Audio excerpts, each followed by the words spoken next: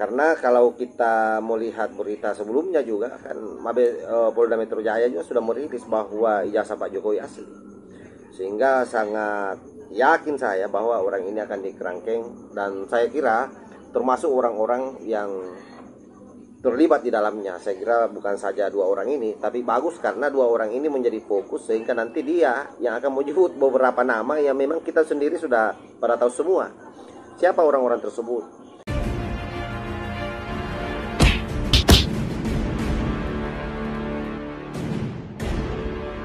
Assalamualaikum warahmatullahi wabarakatuh. Om Swastiastu, Namo Buddhaya, salam kebajikan. Sahabat-sahabat dimanapun juga berada, ini adalah video perdana ya setelah beberapa bulan Pak Agung meng-up di akun ini karena ada beberapa masalah.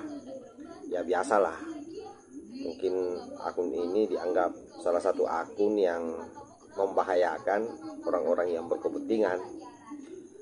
Tetapi bagi saya itu tidak ada masalah. Hari ini kembali sehat. Ada beberapa hal yang saya kira penting untuk kita bahas pada malam hari ini. Terutama kalau kita melihat secara nasional, itu adalah isu soal ijazah Pak Jokowi. Jadi sepertinya memang ijazah Pak Jokowi ini sampai hari ini menjadi sangat seksi untuk dibahas terus-menerus ya oleh netizen. Terutama memang karena ijazah Pak Jokowi ini dijadikan treatment bagi pembenci. Ya mungkin harapannya adalah dengan mempermalukan Pak Jokowi melalui ijazahnya itu juga akan berdampak negatif terhadap langkah Gibran ke depan di tahun 2029. Tetapi itu kita tidak akan masuk dalam konteks itu. Ada berita yang menarik di kanal Berita Satu ya, bahwa Roy Suryo dan kawan-kawan itu juga dilaporkan oleh Peradi. Jadi Peradi membuat tim hukum sendiri untuk melaporkan Roy Suryo ke Mabes Polri.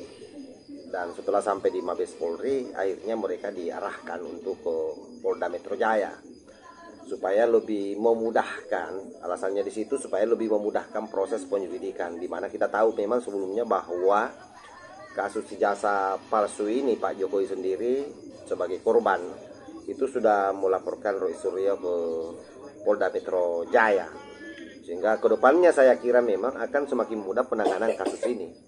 Nah, seperti apa berita yang ada yang saya kira ini penting untuk kita up, coba saya baca dulu ya. Ini di Berita Satu beritanya. Roy Suryo dilaporkan ke Barreskrim terkait isu ijazah palsu Jokowi. Jadi seperti itulah adanya, karena memang tim Peradi ini ke Barreskrim dulu, tetapi di sana setelah sampai itu diarahkan ke Polda Metro Jaya. Ini mungkin itu tadi yang saya sampaikan, memudahkan proses penyelidikan kasus ini. Nah, saya lanjut ya, Jakarta Berita 1.com. Peradi bersatu yang membentuk tim advokat publik defender melaporkan Roy Suryo serta dua orang lainnya yaitu pria berinisial RS dan dokter perempuan berinisial P terkait dugaan membuat gaduh mengenai isu ijazah mantan Presiden Jokowi palsu. Nah, RS ini saya kira jelas Roy Suryo, dan T ini dokter Ripa ya. Oleh karena itu dua orang ini memang menjadi hal yang sangat penting untuk disorot secara utama dalam kasus ini, karena dia ini yang menjadi corong di media-media mainstream bicara terkait soal ijazah Pak Jokowi, dan tentu ini memang sangat meresahkan masyarakat. Nah, karena kalau kita melihat berita sebelumnya juga kan Polda Metro Jaya juga sudah merilis bahwa ijazah Pak Jokowi asli. Sehingga sangat yakin saya bahwa orang ini akan dikerangkeng, dan saya kira termasuk orang-orang yang terlibat di dalamnya. Saya kira bukan saja dua orang ini, tapi bagus karena dua orang ini menjadi fokus, sehingga nanti dia yang akan menyebut beberapa nama yang memang kita sendiri sudah pada tahu semua siapa orang-orang tersebut. Nah, ini kita lanjut. Kita coba melaporkan mengenai dugaan penghinaan, hasutan, dan juga membuat gaduh. Ya betul ya, ini sudah kurang lebih 1 tahun ini Republik kita, para netizen gaduh akibat daripada ulah orang ini. Jadi ada beberapa pasal yang kita akan coba kemukakan, tergantung pada nanti penyidikannya, yang mana pasal yang lebih tepat. Kata Ketua Umum Peradi Bersatu, yang juga Ketua Tim Advokasi Public Defender, siapa ini? Septrijen Boy Kanu, kepada wartawan di Barreskrim Polri Kamis 24 bulan 4 2025. Dikatakan kondisi kegaduhan ini tidak bisa dibiarkan karena akan merugikan masyarakat dan akan terjadi hal-hal yang tidak diinginkan. Maka dari itu pihaknya membatasi dan melaporkan oknum-oknum tertentu, salah satunya Roy Surya. Nah, jadi memang sengaja beliau batasi mungkin supaya jauh lebih fokus penyidikannya, sehingga nanti harapannya adalah dari dua orang ini yang dilaporkan ini akan berkembang ke nama-nama lain. Jadi tergantung dari prosesnya. Yang pasti saya kira ini jauh lebih bagus karena juga sudah menyatu dengan laporan Pak Jokowi ketika memang sudah digiring kasusnya ini untuk dilaporkan atau dipercayakan ke Polda Metro Jaya. Sementara itu tim advokat public defender Lecuman mengatakan kedatangan pihaknya ini juga dalam rangka konsul terhadap beberapa alat bukti termasuk tautan video bersifat linknya. Tautan video. Nah ini kalau sudah ini masuk saya kira banyak sekali ya yang bisa terseret. Beberapa orang yang sengaja memang secara masif memframing isu ijazah Pak Jokowi palsu. Kemudian setelah melalui serangkaian konsultasi, laporan perlu diajukan di Polda Metro Jaya karena mengingat fokus pertama di Jakarta Pusat dan Jakarta Selatan. Nah ini yang saya sampaikan tadi, bahwa mereka semua ini akan fokus penanganan kasusnya ini di Polda Metro Jaya. Agar penanganannya lebih cepat, Mabes Polri menyarankan untuk membuka laporan di Polda Metro Jaya dan sudah dikoordinasikan di sana, ucap Boy. Jadi pada prinsipnya Mabes Polri juga sudah berkoordinasi pihak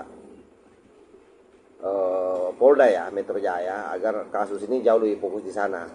Karena kita ketahui bahwa Roy Suryo menjadi salah satu orang yang paling vokal menyuarakan ijazah palsu Jokowi dalam berbagai kesempatan, sehingga menjadi saya kira sangat penting memang demi fokusnya. Nah, orang ini yang mesti diutamakan bersama Dokter Tipa. Jadi saya kira seperti itu situasi yang ada sahabat-sahabat. Nah tentu bagi kita semua tidak kaget ya kalau orang-orang ini semua kemudian menjadi kecewa, apalagi Roy Suryo yang kita tahu bahwa orang ini memang sebelumnya adalah Menpora dan di periode Pak Jokowi tidak lagi dipercaya menjadi Menpora, bahkan di situ sempat malu beliau pada saat menjadi menteri yang kasus Panci itu.